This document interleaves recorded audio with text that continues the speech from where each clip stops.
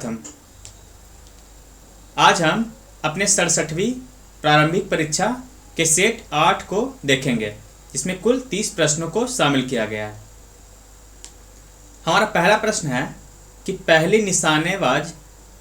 पहली एशियाई online shooting championship में अंतर्राष्ट्रीय निशानेबाज श्रेयसी सिंह ने कौन सा पदक हासिल किया है। श्रेयसी सिंह आपको पता है कि बिहार की है,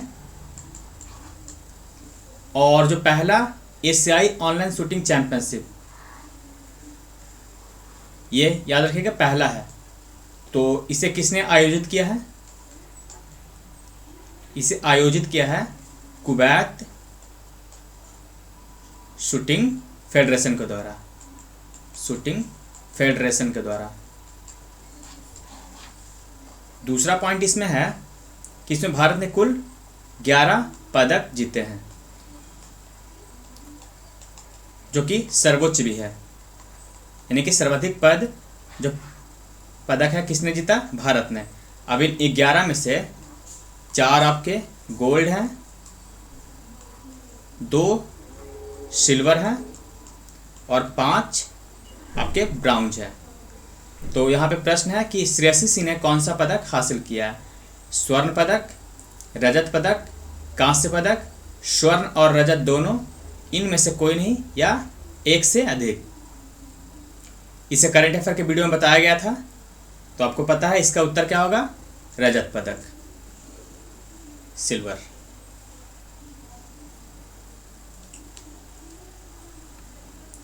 नेक्स्ट जो क्वेश्चन है, 15वें वित्त आयोग की सिफारिश पर बिहार को केंद्र के द्वारा कितनी राशि प्राप्त होगी? कितनी राशि प्राप्त होगी? 4,78,751 करोड़ रुपए, 4,80,000 करोड़ रुपए, 4,50,000 करोड़ रुपए या 5 लाख करोड़ रुपए, या इनमें से कोई नहीं या एक से अधिक। बताइए। इसे भी बिहार के जो स्पेशल करंट अफेयर जो बनाया जाता है वीडियो, उसमें आपको बताया था। तुम्हारा उत्तर क्या होगा? ए 4,78,751 करोड़ रुपए। इसे मैंने बोला भी था, आप याद रखिएगा, ये आपके फैक्ट हो गए। हम फिर से रिवीजन कर लेते हैं वित्त आयोग के बारे में। वित्त आयोग का गठन अनुच्छेद 280 के तहत किया जाता है, आर्टिकल 280 के तहत। किसके द्वारा? राष्ट्रपति के द्वारा। प्रति 5 वर्ष पर या यह भी मेंशन है कि जरूरत पड़ने पर उससे पूर्व भी। इसे क्यों गठित किया जाता है? अब ये भी प्रश्न है कि क्यों ऐसा? इसलिए ताकि जो करों का वितरण होता है, करों का वितरण, उसे केंद्र एवं राज्यों में किस प्रकार से देना है, वो डिसाइड कौन करते हैं? ये आपके वित्त आयोग। और इसकी बात क्या बाध्यकारी है मानना सरकार के लिए? बोलिए, बाध्यकारी है? बिल्कुल नहीं है। चाहे तो वो इसकी बात को ना भी मान सकती है, यानी एक सिफारिश। देखिए साफ साफ लिखा हो, सिफारिश है ये, ना कि आदेश। तो इन दोनों में बहुत अंतर होता है। ये एक सिफारिश है, बाध्यकारी नहीं होता। तो अब देखते हैं next question. Syed Mushtaq Ali trophy के विजेता कौन है? केरल, बिहार, कर्नाटक, तमिलनाडु, इनमें से कोई नहीं या एक से अधिक। जो हमारे रेगुलर जो व्यूअर हैं उनको पता होगा ये आंसर। बताइए। इसका जो उत्तर है वो है तमिलनाडु। और जो अभी प्रथम इसका जो हुआ था विनर जो है 2006 में जो शुरू हुई थी इसकी, तो उस समय भी तमिलनाडु ही विनर था। हराया किसको? बड़ौदा को।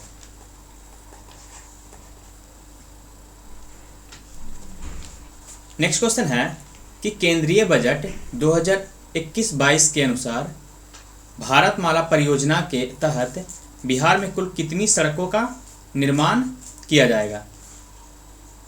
4, 5, 6 या 7, या इनमें से कोई नहीं या 1 से अधिक? तो इसका उत्तर क्या होगा, बताइए। इसका उत्तर है 6। 5वां प्रश्न है कि हाल ही में किस भारतीय मूल की महिला को नासा का कार्यवाहक प्रमुख बनाया गया है? नासा का क्या बनाया गया? कार्यवाहक प्रमुख, एक भारतीय मूल की महिला को। ऑप्शन ए है Bhavya Lal, B Kamala Harris, C Neetu David, D Sneha Watson, इनमें से कोई नहीं या 1 से अधिक। आपको पता है कि कमला हैरिस क्या है? अभी यूएसए की वाइस प्रेसिडेंट है। और इन तीनों में से आंसर आपको चुनना है, तो कौन होगा?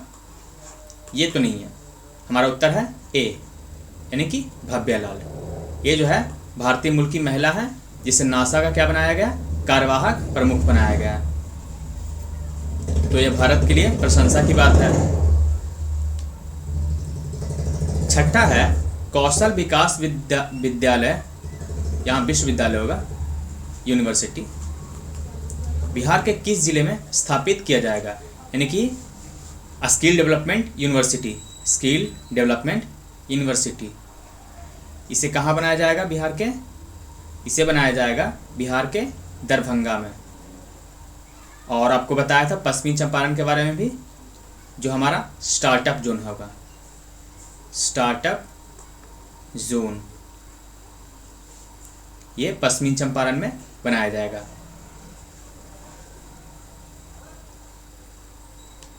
7वां प्रश्न है कि 6ठे राज्य वित्त आयोग का कार्यकाल कब तक बढ़ा दिया गया?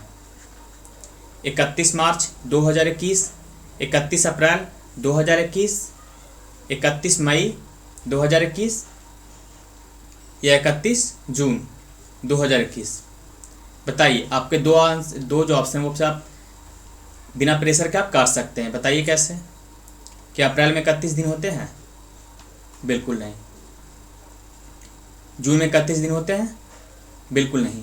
तो इसे हड़बड़ाते हुए मत बनाइएगा। ये क्या होता है कि इस तरह से हम ध्यान नहीं देते हैं और हमारा आंसर सामने होता है, तो हमारा आंसर तो वैसे ही कट गया 2। अब हमें चुनना है मार्च और मई में। तो बताइए, अब जो कार्यकाल बढ़ा दिया गया, आप जानते हैं कि नया जो वित्तीय वर्ष शुरू होता है 1 अप्रैल से, 1 अप्रैल से। तो यहाँ से हम काट सकते हैं कि 1 अप्रैल जब शुरू होने वाला है तो किसी चीज़ की समाप्ति कब होगी? 31 मार्च को। तो हमारा उत्तर हो जाएगा ए, 31 मार्च 2021। तो जो 6ठे राज्य वित्त आयोग का जो कार्यकाल है वह कब तक है? 31 मार्च 2021। अब देख रहे होंगे राज्य में अभी 6ठा ही चल रहा है और केंद्र में 7वां चल रहा है। हमारा नेक्स्ट क्वेश्चन है कि दीदी की रसोई किस राज्य की योजना है? आपको पता है कि इस बार जो बीपीएससी में क्वेश्चन पूछा था, घर तक फाइबर योजना, घर तक फाइबर योजना। तो इस प्रकार जो टर्म होता है ये सब काफ़ी पूछे जाने लगे हैं। तो ये दीदी की रसोई किस राज्य की योजना है? ए तमिलनाडु, बी बिहार, सी कर्नाटक, डी उत्तर प्रदेश। हमने जो जनवरी का जो मंथली करंट अफेयर डाला है पूरे मंथ का, उसमें हमने सारे करंट अफेयर को जो भी जनवरी में इम्पॉर्टेंट है सबको शामिल कर लिया है। आप उसे देख सकते हैं, उसका लिंक नीचे हम डाल देंगे आपके डिस्क्रिप्शन बॉक्स में या फिर आई बटन में। तो इसका क्वेश्चन बताइए आप। आंसर दीदी की रसोई किस राज्य की योजना है? जो हमारा उत्तर है वह है बी बिहार। इसमें क्या किया गया है कि जो भी अनुमंडल अस्पताल हैं, अनुमंडल अस्पताल हॉस्पिटल, उसके जो कैंटीन होते हैं उसे कैंटीन अब जीविका जो दीदी होती हैं उनको सौंप दिया गया है। यानी कि अब ये जीविका दीदी जो होती है वही हॉस्पिटल के जो खाना बनाएंगी, तो इसीलिए उसका नाम रखा गया दीदी की रसोई। तो उत्तर हो गया हमारा बी। नेक्स्ट क्वेश्चन है कि प्रथम राज्य पक्षी महोत्सव कब से कब तक आयोजित किया गया? बताइए। 10 से 12 जनवरी 2021, 13 से 15 जनवरी 2021, 15 से 17 जनवरी 2021, 17 से 19 जनवरी 2021, इनमें से कोई नहीं या एक से अधिक। इसका भी उत्तर बताइए आप। जो प्रथम, याद रखिएगा प्रथम है इसलिए इंपॉर्टेंट बन जाता है। प्रथम है, कहाँ किया गया? जमुई के नागी पक्षी अभयारण्य में।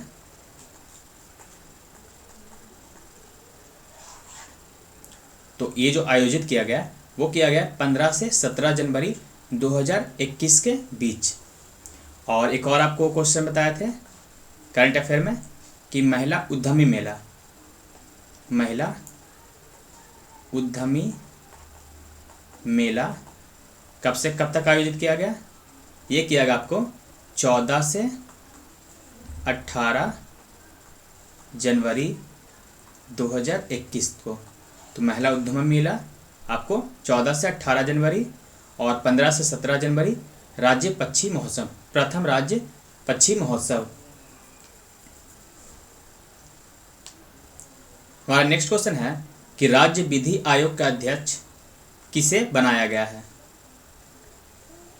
ए अंजना मिश्रा, बी रंजना मिश्रा, सी चंचला देवी, डी सुप्रिया पांडे, इनमें से कोई नहीं या एक से अधिक। बताइए विधि आयोग के अध्यक्ष किससे बनाया गया है? इसे हाईकोर्ट के जज, पटना हाईकोर्ट के जज श्रीमती रंजना मिश्रा को बनाया गया। तुम्हारा उत्तर हो जाएगा ए रंजना मिश्रा। 11वां प्रश्न है निम्न में से किस अधिनियम के सभी प्रावधान, याद रखिए, परीक्षण एवं संतुलन के सिद्धांत पर आधारित था? A regulating act 1773, B Pitt's India act 1784, C charter act 1793, D charter act 1813, इनमें से कोई नहीं या एक से अधिक। देखिए परीक्षण एवं संतुलन, दो टर्म देखिए, परीक्षण भी करना है और संतुलन भी बनाए रखना है। दरअसल जब ईस्ट इंडिया कंपनी भारत में व्यापार करने आई थी तो वह ब्रिटिश सरकार के नियंत्रण में नहीं थी, ब्रिटिश सरकार के कंट्रोल में क्या थी? नहीं थी। तो वो जो भी व्यापार करती थी उसका लाभ वह किसे? ब्रिटिश गवर्नमेंट को देती थी? बिल्कुल नहीं देती थी। तो ब्रिटिश सरकार को इससे काफ़ी नुकसान होता था। धीरे धीरे क्या हुआ कि ईस्ट इंडिया कंपनी में भ्रष्टाचार बढ़ने लगा और इस पर कर्ज का ही बोझ बढ़ने लगा। तो जैसे इस पर कर्ज का बोझ बढ़ने लगा तो ये कहाँ गई? ब्रिटिश गवर्नमेंट से, यानी कि ब्रिटेन की सरकार से इसने पैसे मांगे कि आप मुझे पैसे दीजिए, हमें यहाँ कंपनी को आगे बढ़ाना है, संचालित करना है। तो ये बहुत अच्छा मौका था किसके लिए? ब्रिटिश गवर्नमेंट के लिए। तो उन्होंने क्या थोप दिया इस पर? रेगुलेटिंग एक्ट, ये देखिए नियमन करने के लिए अधिनियम बना दिया गया। तो इसीलिए बोला जाता है कि परीक्षण एवं संतुलन। तो देखिए पहले तो उसको रेगुलेट कर दिया गया, किसको? ईस्ट इंडिया कंपनी को रेगुलेट किया गया और संतुलन बनाया गया। देखिए ये भारत में व्यापार कर रही थी और ये ब्रिटेन सरकार दूर बैठी हुई थी, तो क्या वो दूर बैठ करके कंट्रोल कर सकती थी? नहीं। तो इसके लिए ईस्ट इंडिया कंपनी यहाँ पर रहना आवश्यक था, इसलिए संतुलन भी बनाए रखना था।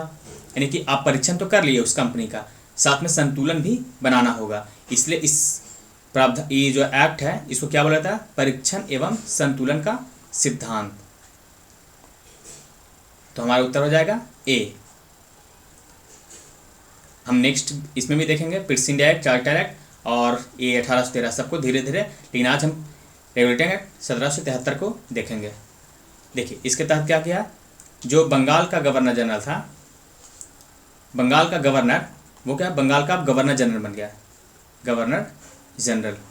इसके अलावा बम्बई और मद्रास का जो गवर्नर था वो किसके अधीन कर दिया गया? इसके अधीन, यानी बंगाल के गवर्नर जनरल। इसके अलावा इसमें एक कलकत्ता में सुप्रीम कोर्ट की स्थापना भी की गई। सुप्रीम कोर्ट की स्थापना। बाकी जो प्रावधान थे उससे हम और बाद में डिस्कस करेंगे, फिलहाल इसमें जो इम्पोर्टेंट था उसे हमने डिस्कस कर लिया। तो आप समझ गए परीक्षण एवं संतुलन के सिद्धांत क्यों कहा जाता है इसे, रेगुलेटिंग एक्ट 1773 को। हमारा नेक्स्ट क्वेश्चन है कि भारत में कृषि बैंक की स्थापना किस गवर्नर जनरल के कार्यकाल में हुआ। A Lord Elgin, B Lord Curzon, C Lord Minto, D Lord Hardinge, इनमें से कोई नहीं या इनमें एक से अधिक। तो बताइए, Lord Elgin, Lord Curzon, Minto या हार्डिंग। ये जो कृषि बैंक की स्थापना की गई थी वो की गई थी लॉर्ड कर्जन के समय में। इनका जो कार्यकाल था वो 1899 से 1905 तक था, और उससे पूर्व ये आए थे, और उनके बाद मिंटो और हार्डिंग। आप जो मार्ले मिंटो पढ़ते हैं ना, यही मिंटो। तो हमारा उत्तर हो जाएगा बी। इसके बारे में और डिटेल देखते हैं कि जो लॉर्ड कर्जन के कार्यकाल आपको बता दिया 1899 से 1905 तक रहा था। इन्हीं के समय पुलिस प्रशासन में सुधार के लिए, ये देखिए, एंड्रयू फ्रेजर की अध्यक्षता में पुलिस आयोग का भी गठन किया गया। किसके? एंड्रयू फ्रेजर की अध्यक्षता में। किसके समय? लॉर्ड कर्जन के समय। किस लिए? पुलिस प्रशासन में सुधार के लिए। तो ये फैक्ट आपको याद रहेगा कि पुलिस प्रशासन में सुधार के लिए एंड्रयू फ्रेजर की अध्यक्षता में क्या गठन किया गया था? पुलिस आयोग का गठन किया गया था। इनके समय में कई सारे काम किए गए, जैसे विश्वविद्यालय आयोग की स्थापना, भारतीय विश्वविद्यालय अधिनियम को पारित किया जाना, उद्योग एवं वाणिज्य विभाग की स्थापना, इसके अलावा प्राचीन स्मारक संरक्षण अधिनियम पारित करना, यानी प्राचीन जो स्मारक है उससे संबंधित जो एक्ट पारित किया गया, किसके समय में? लॉर्ड कर्जन के समय ही। इसके अलावा बंगाल का विभाजन और कृषि बैंक, जैसे कि आपको बताया। इसके अलावा पूसा में कृषि अनुसंधान केंद्र की स्थापना की गई। ये पूसा आपका कृषि अनुसंधान के लिए। और देखिए, रेलवे बोर्ड की स्थापना की गई किसके समय? कर्जन के समय ही। और तिब्बत में यंग हस्बैंड मिशन को भेजा गया किसके द्वारा? लॉर्ड कर्जन के द्वारा। लॉर्ड कर्जन के द्वारा। हमारा नेक्स्ट क्वेश्चन है कि महात्मा गांधी ने किस आंदोलन के दौरान कैसरे हिंद का पदक जो दिया गया था लौटा दिया? ए रॉलेट एक्ट के विरोध में, बी असहयोग आंदोलन के दौरान, सी सविनय अवज्ञा आंदोलन के दौरान, डी भारत छोड़ो आंदोलन के दौरान, ई इनमें से कोई नहीं या इनमें एक से अधिक। तो ये देखिए, हमारा उत्तर इनमें ई हो जाएगा। पूछे कैसे? कि देखिए, वैसे तो लौटाया था असहयोग आंदोलन के दौरान, लेकिन असहयोग आंदोलन क्यों किया गया था? रॉलेट एक्ट के विरोध में किया गया था ना, तो इसमें रिलेटेड है। इस कारण से ये दोनों चूंकि संबंधित है। इसके अलावा खिलाफत आंदोलन भी हो रहा था, तो इन सब के विरोध में इन्होंने लौटाया था, लेकिन लौटाया था असहयोग आंदोलन के दौरान। तो यहाँ पे अगर दौरान पूछा गया है तो हमारा उत्तर हो जाएगा बी। अगर दोनों को मिलाकर पूछा जाए क्या आंदोलन, मतलब किस आंदोलन किस दौरान, तो हो गया हमारा। और पूछा जाए कि किन आंदोलनों के कारण या फिर किन कारणों के कारण लौटाया गया, तो रॉलेट एक्ट भी आ जाएगा, खिलाफत भी आ जाएगा और असहयोग आंदोलन। तो इसमें हमारा अभी उत्तर हो जाएगा बी। किस आंदोलन के दौरान पूछा जा रहा है, तो हो जाएगा बी। नेक्स्ट क्वेश्चन है कि म्यांमार की सीमा भारत के कितने राज्यों से लगती है? 2, 3, 4 या 5? उत्तर जो है 4 है। हम देखते हैं इसे मैप पे। तो अपने मैप पे आ गए हैं अब। ये देखिए, ये म्यांमार है। हमारे 4 राज्य देश के, जो हमारे भारत के 4 राज्यों से लगते हैं, अरुणाचल, नागालैंड, मणिपुर और मिजोरम से। ये देखिए, अरुणाचल, नागालैंड, मणिपुर, मिजोरम से।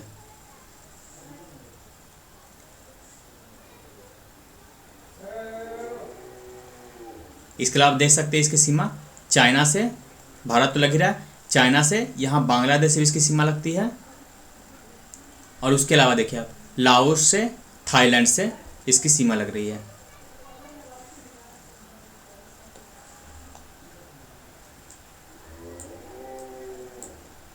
ये आपके थाईलैंड है।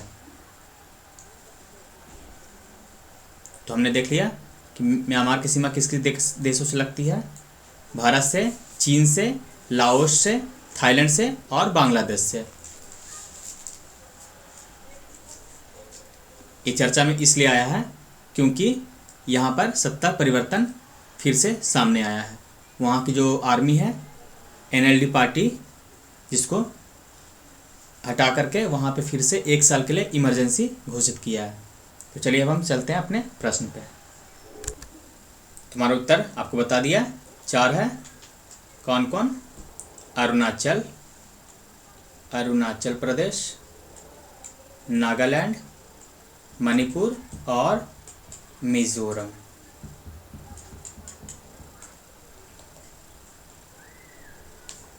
नेक्स्ट क्वेश्चन है कि आंग सान सू की किस दल की प्रमुख हैं?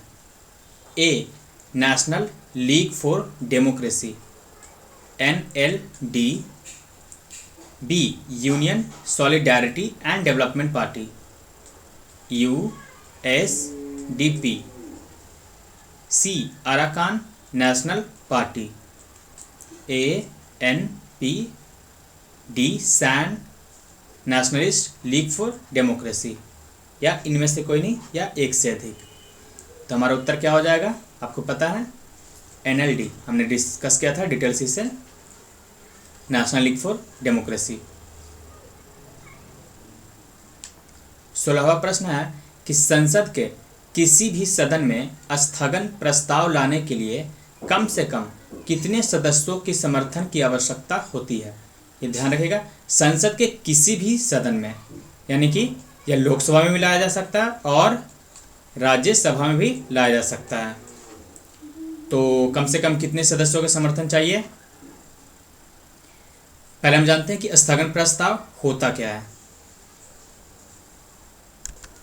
दरअसल किसी भी अविलंब मुद्दों के लिए, मतलब उस पर बहुत महत्वपूर्ण मुद्दा हो, उस पर चर्चा करने के लिए 50 लोगों को, यानी कि 50 सांसदों को स्थगन प्रस्ताव पर हस्ताक्षर करना होता है और उसे कहाँ? संसद के किसी भी सदन में उठाया जा सकता है। यानी कि कोई भी महत्वपूर्ण मुद्दा जो देश के लिए महत्वपूर्ण है, सदन चल रहा हो, दोनों सदन, अब इन दोनों सदनों में कहीं भी ये उठा सकते हैं, जो कि अविलंबनीय मुद्दा होता है। ये जो होता है, इस पर चर्चा, ये स्थगन प्रस्ताव में एक बार में एक ही मुद्दे को उठाया जा सकता है, एक ही मुद्दे को। इसके अलावा इस पर जो चर्चा होती है वो 2.5 घंटे से कम नहीं होती, 2.5 घंटे से कम नहीं। तो कितने लोगों को चाहिए? 50 प्रस्तावकों का हस्ताक्षर चाहिए। और अविलंब मुद्दों को उठाया जाता है, ना कि जो कि छोटे छोटे मुद्दे होते हैं उसको, यानी कि जो बहुत ही महत्वपूर्ण हो जाते हैं उसे उठाया जाता है स्थगन प्रस्ताव के द्वारा। यानी कि संसद की जो सभा होती है, जो आम सभा चलते रहती है, उसे स्थगित करके इस मुद्दे को उठाया जाता है जो कि देश के हित में होता है। तो एक बार में एक ही मुद्दे को उठाया जा सकता है और चर्चा क्या हो? 2.5 घंटे से कम नहीं चलनी चाहिए।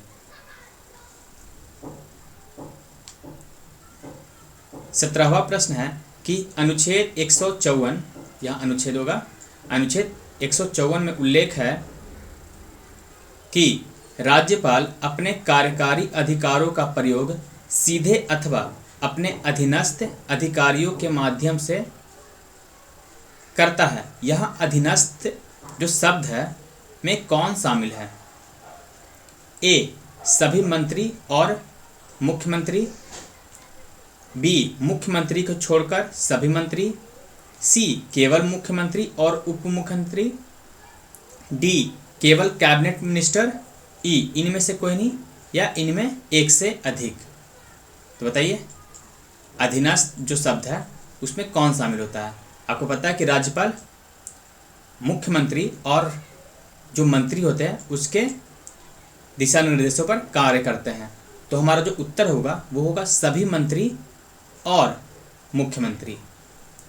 सभी मंत्रियों का प्रमुख आपके मुख्यमंत्री होते हैं और वो किसी निर्देश या फिर उनको आदेश या फिर जो भी आप बोल सकते हैं कार्य में सहायता करते हैं तो मुख्यमंत्री।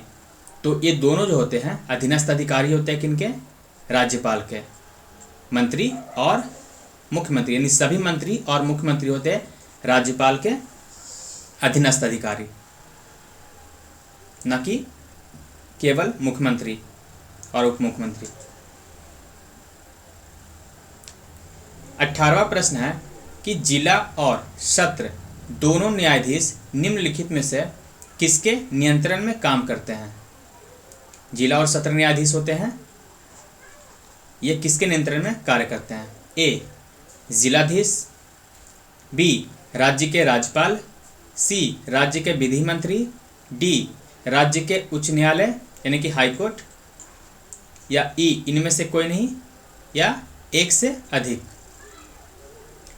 तो इसका उत्तर होगा राज्य के उच्च न्यायालय यानी कि ऑप्शन डी।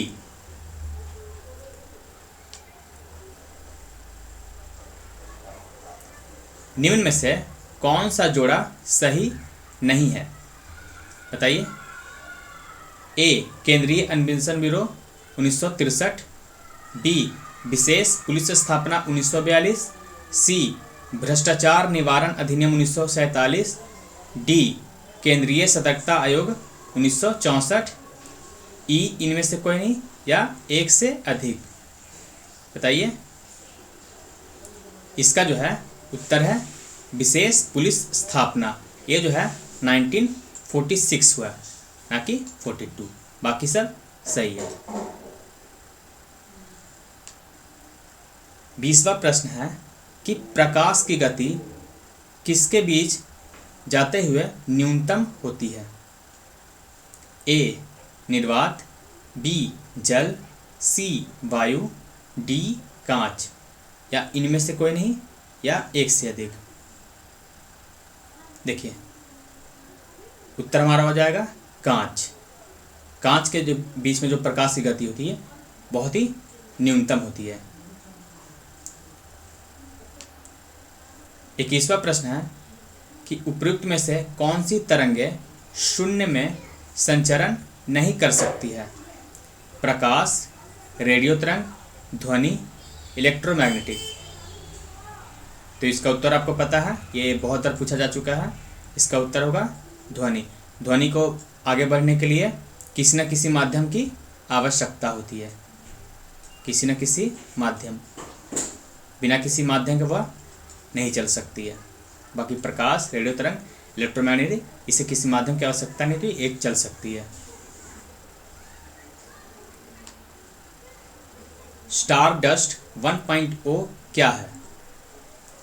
ए तारों से निकलने वाला धूलकण, बी जैव ईंधन से चलने वाला उपग्रह प्रक्षेपण यान, सी मंगलयान के लिए रोवर, डी कोविड-19 का टीका, ई इनमें से कोई नहीं या इनमें एक से अधिक। देखिए आपको सुबह वाले करंट अफेयर का जो वीडियो होते हैं द हिंदू न्यूज डिस्कशन में, उसमें बताया था आपको स्टार डस्ट के बारे में। देखिए ये तो करंट अफेयर हम पढ़ा ही रहे हैं। इसके अलावा संडे को आपको पहले ही बता दिया, एवरी संडे को एक वीकली करंट अफेयर का टेस्ट रहेगा, जिसमें हमने जो भी वीक में करंट अफेयर पढ़ा है, बिहार छोड़, बिहार को तो हम इसी में शामिल कर देंगे। जो अदर करंट अफेयर होते हैं नेशनल इंटरनेशनल, उसे क्या करेंगे, ये संडे के वीडियो में शामिल करेंगे। ऐसा इसलिए किया जा रहा है क्योंकि आप जो वीडियो देखेंगे वो तो रिवीजन होगा ही होगा, साथ में अगर हम उसे क्वेश्चन के माध्यम से रिवीजन करेंगे तो और भी हमारे लिए फ़ायदेमंद होगा। इसलिए संडे को क्या करेंगे कि वीकली करंट अफेयर रखेंगे, जिसमें हम जो भी करंट अफेयर पढ़ाएंगे एक सप्ताह के अंदर में या फिर जो हमारा छूट जाता है उन सबको इसमें शामिल कर लेंगे। और अपने आते हैं प्रश्न पे। तो ये स्टार डस्ट 1.0 क्या है। यह एक देखिए जैव ईंधन से चलने वाला उपग्रह प्रक्षेपण यान है। इसे नॉर्थ अमेरिका में छोड़ा गया है, प्रक्षेपित किया गया है। दरअसल ये जो जैव ईंधन से चलने वाला है, इस कारण से क्या होगा कि पर्यावरण के यह अनुकूल है, यानी कि अंतरिक्ष में जो प्रदूषण फैल रहा है उस पर रोक लगेगी। इसके अलावा इससे छोटे जो नैनो क्यूब सैट जिसको बोलते हैं हम लोग क्यूब सैट, यानी कि नैनो सैटेलाइट, उसे छोड़ा जा सकता है। अब देखिए जो संस्थान होते हैं जैसे कि इसरो और नासा, ये तो छोटे छोटे जो प्रयोग के लिए होते हैं उसे तो नहीं छोड़ेंगे, ये तो बड़े बड़े रॉक सैटेलाइट को छोड़ते हैं। एक साथ आपने देखा होगा 103 117 सैटेलाइट को छोड़ते हैं। तो ये जो है स्टारडस्ट जो लॉन्च व्हीकल है, ये क्या करेगा, छोटे जैसे कि हम अनुसंधान कर रहे हैं, मान लीजिए कि इसरो में कोई अनुसंधान कार्य कर रहा है, तो छात्र या फिर अनुसंधानकर्ता क्या करेंगे कि इसका उपयोग कर सकते हैं अपने अनुसंधान कार्य के लिए। तो यह भविष्य के लिए एक बहुत बड़ी अचीवमेंट प्राप्त हुई है। कौन? स्टारडस्ट 1.0। तो उत्तर हो जाएगा जैव ईंधन, यानी कि बायो ईंधन से चलने वाला उपग्रह प्रक्षेपण यान है, लॉन्चिंग व्हीकल।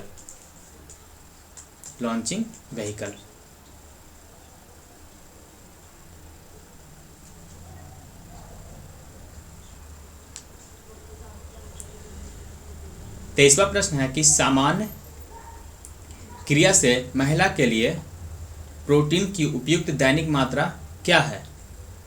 30 ग्राम, 40 ग्राम, 50 ग्राम, 45 ग्राम, इनमें से कोई नहीं या इनमें एक से अधिक। तो ये भी एक फैक्ट है जो कि आपको एनसीईआरटी बुक्स में आपको मिल जाएंगे। 45 ग्राम।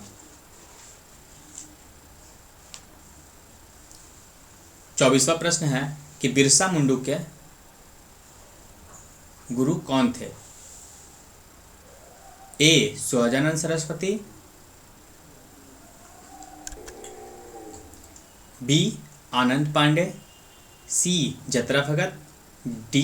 ताना भगत, ई. इनमें से कोई नहीं या इनमें एक से अधिक। तो हमारा उत्तर आ जाएगा बी। 25वां प्रश्न है कि किस अधिनियम के तहत बिहार एक अलग राज्य बना? ए. भारत सरकार अधिनियम 1935, बी. भारत सरकार अधिनियम 1919, सी. भारत काउंसिल अधिनियम 1909, डी. भारतीय स्वतंत्रता अधिनियम 1947, ई. इनमें से कोई नहीं या इनमें एक से अधिक। देखिए बिहार एक अलग राज्य बना कब? 1936 में, जब उड़ीसा से यह अलग हुआ। उड़ीसा से कब अलग हुआ? 1936 में। तो अलग जो हुआ था वो भारत शासन अधिनियम 1935 के तहत अलग हुआ था। जबकि बिहार की स्थापना आपको पता है 1912 में की गई थी, जब बंगाल से अलग किया गया था। लेकिन बिहार एक अलग राज्य की बात कही जा रही है। तो हमारे जो बीपीएससी में जो उत्तर आया था उसका यही था, ए. भारत सरकार अधिनियम 1935। इसे बीपीएससी ने भी अपने उत्तर में मानी है। 2019 के जो क्वेश्चन आए थे उसमें अपना जो आंसर दिया था उसमें इसका उत्तर जो है भारत सरकार अधिनियम 1935 ही है। 26वां प्रश्न है कि वर्ष 2020-21 के मौजूदा कीमतों पर, यानी कि वर्तमान जो प्राइजेज होते हैं, और बिहार राज्य का सकल राज्य घरेलू उत्पाद है, यानी कि जीडीपी जो होता है स्टेट का, एसजीडीपी, वो कितना है? देखिए 2020-21, इस बार जो 2021-22 तो आएगा उसे हम देख लेंगे, लेकिन 2020-21 का जो था उसमें इसका जो जीएसडीपी था 6,85,797 करोड़ रुपए। इस प्रकार के क्वेश्चन बीपीएससी कई बार पूछ चुका है, इसलिए फैक्ट याद रखिएगा, और जो नया जाएगा उसे हम अपडेट कर देंगे। तो 6,85,797 करोड़ रुपए। और वित्त आयोग वाला भी आप याद रखिएगा, जो 15वें वित्त आयोग ने जो दी है राशि उससे। 27वां प्रश्न है कि रजिस्ट्रार जनरल ऑफ इंडिया के अनुसार बिहार में मातृत्व मृत्यु दर है MMR, मदर मोर्टालिटी रेट। तो इसका जो है वह है 149 प्रति लाख, यानी 1 लाख पर 149 माताओं की मौत हो जाती है बिहार में। यह अभी भी एक भयावह स्थिति है, इसे और भी कम किए जाने की आवश्यकता है राज्य को। इसके लिए हमें स्वास्थ्य में सुधार लाना होगा। वैसे स्थिति काफ़ी बदली है, पहले 200 के पार थी, अब धीरे धीरे काफ़ी कम हुई है, 149। 28वां प्रश्न है कि मुख्यमंत्री कन्या उत्थान योजना के अनुसार स्नातक उत्तीर्ण कन्याओं को बिहार सरकार द्वारा कितनी राशि प्रदान की जाएगी? A 25,000, B 35, C 45, D 50, E इनमें से कोई नहीं या इनमें एक से अधिक। देखिए पहले जो दिया जाता था वो कितना था? 25,000 रुपये, और कल का जो न्यूज़ है उसमें क्या किया गया? 50,000 रुपये कर दिया गया। बाकी आपको मुख्यमंत्री कन्या उत्थान योजना के बारे में देखना तो आप 21 जनवरी का जो वीडियो है उसमें आप देख सकते हैं। 29वां प्रश्न है कि कैमूर पठार किसके लिए प्रसिद्ध है? A तांबा, B चूना पत्थर, C lithium, D oxide, E इनमें से कोई नहीं या इनमें एक से अधिक। तो हमारा उत्तर हो जाएगा B चूना पत्थर के लिए। जो इस तरफ जो है आपको बिहार के एरिया में पढ़ते हैं, तो चूना पत्थर के लिए प्रसिद्ध है कैमूर। 30वां प्रश्न है कि लाल किला को किस वर्ष पूरी तरह निर्मित कर दिया गया? A 1648, B 1652, C 1660, D 1663 या इनमें से कोई नहीं या इनमें एक से अधिक। तो इसका शुरुआत कब किया गया था? 1639 में, और बनाया गया 1648 में, यानी हमारा उत्तर हो जाएगा A 1648। इसका हम आपको व्यू दिखाते हैं, लाल किला के बारे में और बताएंगे। चलिए देखते हैं। ये देखिए, ये आपका जो ये बाहर का है एरिया, और यहाँ से आपकी एंट्री होती है। देखिए यहाँ से एंट्री करने का जो गेट है वो ये है, आप देख सकते हैं। यहीं पे हमारा झंडा भी फहराया जाता है। ये देखिए, ये एंट्री का जो गेट है ना, यही है। इसके अंदर का और व्यू देखते हैं हम।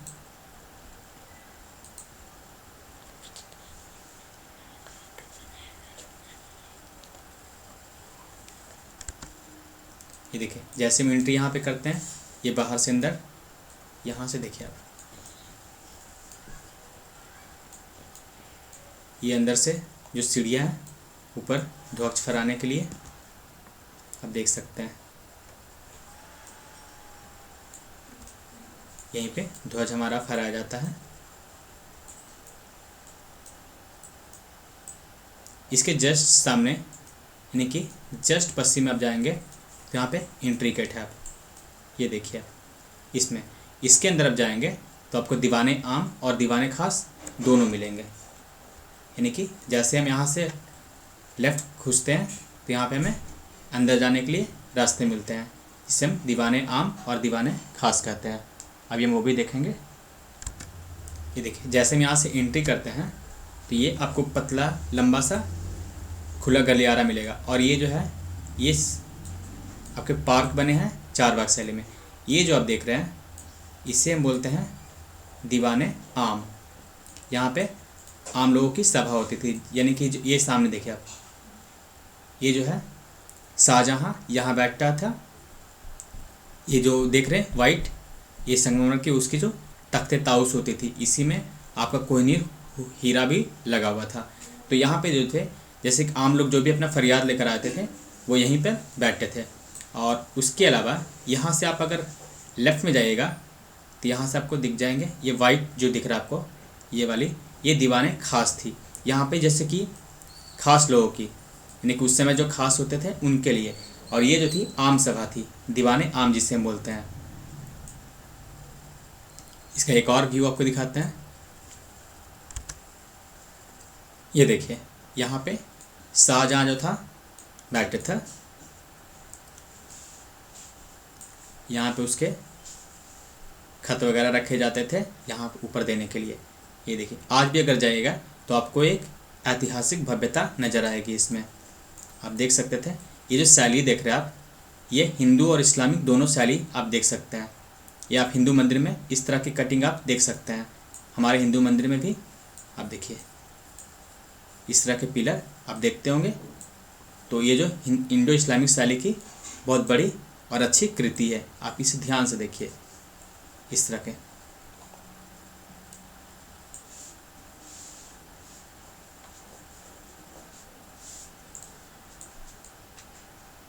ये जो थी दीवाने आम और दीवाने खास की तो अभी यहाँ पे जो अवेलेबल तस्वीरें हैं वो यहाँ पे नहीं है, लेकिन आप जैसे यहाँ से इस तरफ राइट में जाएंगे तो आपको दीवाने खास दिख जाएगा। इसके अलावा इसमें आपको तालाब भी है और एक मस्जिद भी है छोटी सी। तो चलिए हम अपने प्रश्न पर आते हैं। तो हमारा उत्तर जो था 1648। और हमारा आज का फिर से एक बोनस क्वेश्चन, विश्व आर्द्रभूमि दिवस जो है 2021 का थीम क्या है? पहले विश्व आर्द्रभूमि जो मनाया गया वो कब 2 फरवरी को प्रतिवर्ष मनाया जाता है आर्द्रभूमि दिवस। तो इस वर्ष का जो थीम था वो क्या है? Wetland and you, wetland and water, wetland for humanity, protect our wetland. तो इनमें जो हमारा उत्तर है वो कौन सा होगा? B, wetland and water. आपको वेटलैंड के बारे में पहले ही बता चुके हैं और उसके लिस्ट भी आपको दे चुके हैं, उसे आप देख लीजिएगा। बाकी तो इस सेट पेपर में बस इतना ही। बाकी अब संडे को हम क्या करेंगे, ये जो करंट अफेयर के टेस्ट सीरीज़ को देखेंगे, जिसमें हम वीकली जो भी करंट रहेंगे चाहे वो छूट गए हैं उसे भी हम शामिल करेंगे, ताकि एग्ज़ाम में हमारा करंट से कम क्वेश्चन ना छूटे, जो भी हो वो शामिल हो जाए। तो इस वीडियो में बस इतना ही। Thank you for watching crack प्रथम।